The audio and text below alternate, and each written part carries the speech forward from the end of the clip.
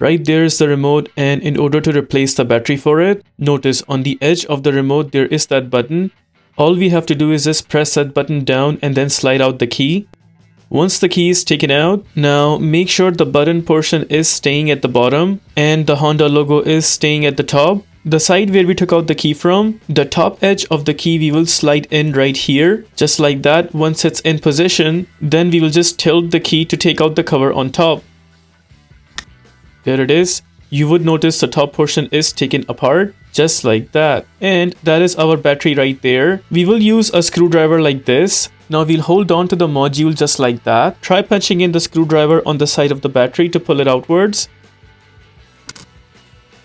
And there you would notice the battery is taken apart. It is a CR2032 type battery. In my case, the battery is good, so I'll be installing it back. But in your case, if you have a new battery and you want to install it back, just make sure the plus sign which is at the top, it stays at the top. So we'll go ahead and punch in the battery inside the remote. Just make sure it's slided in into those two tabs first, because the module itself has some tabs. Once slided in, then we will push it downwards.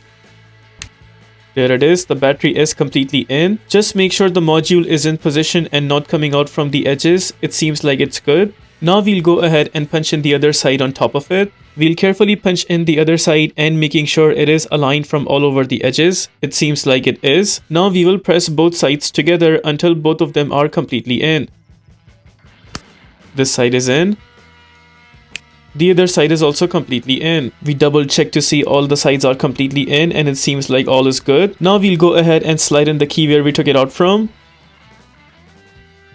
With the key slided in, that wraps up the replacement of battery for this remote. If this video helps you in any way, please consider liking this video and subscribing to our channel.